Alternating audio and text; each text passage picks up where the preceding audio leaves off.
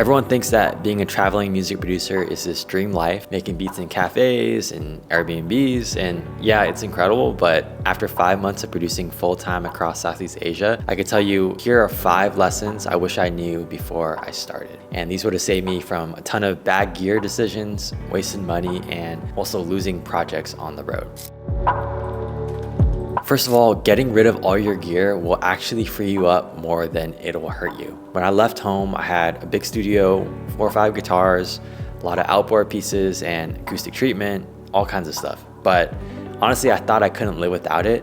And when I decided to travel, I had to let everything go. And actually letting go of all that gear freed me up way more than I expected.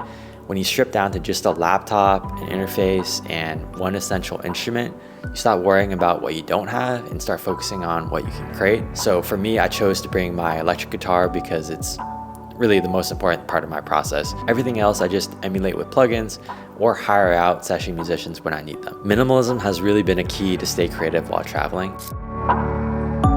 Second, get a bus-powered interface. That means powered by your laptop, not the wall. I started with an Apollo Twin. That's an amazing interface, great sound, great preamps, but it needs external power.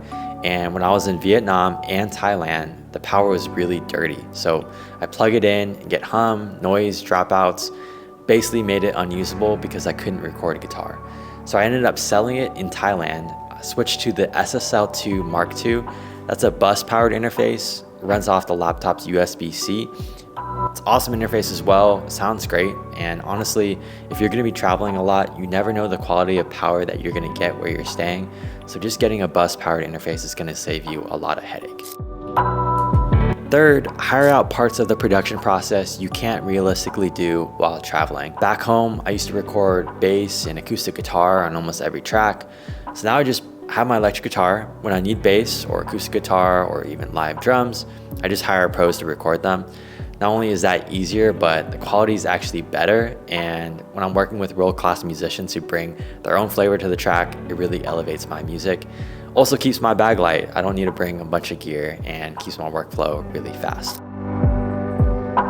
Find one pair of headphones you can trust. And as a traveling music producer, you'll never be in the same room twice. That means Airbnbs, hotels, cafes, none of them are acoustically treated. So your only consistency is the headphones.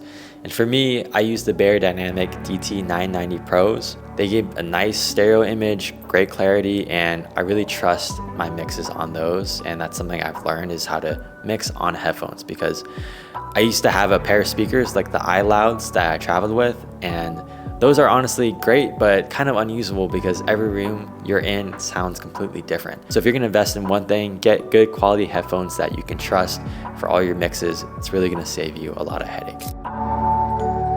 And fifth, back up everything in 2 places. When I started traveling, I had a good SSD and I thought I was safe, but months in, that SSD failed completely. And if that had been my only backup, I would have lost months of work. So luckily, my system is that I back up on an SSD and I also back up to Dropbox. So 1 physical, 1 cloud backup. And that way, if my SSD fails, I'm still good. I can just re-download through Dropbox, and make sure you're keeping your stuff in 2 places because you never know when one might fail. So those are the 5 things I wish I knew before becoming a traveling producer. Simplify your setup, get the right interface, hire out what you can't carry, trust a great pair of headphones, and back up everything twice. I've also put together over 100+ free guitar samples that you can use completely free. Just hit the first link in the description to download them. And also while you're there, you'll see a link to get $150 off your Musiversal subscription so you can try hiring session musicians yourself. That's gonna do it for today. Thanks for watching, and I'll see you in the next video.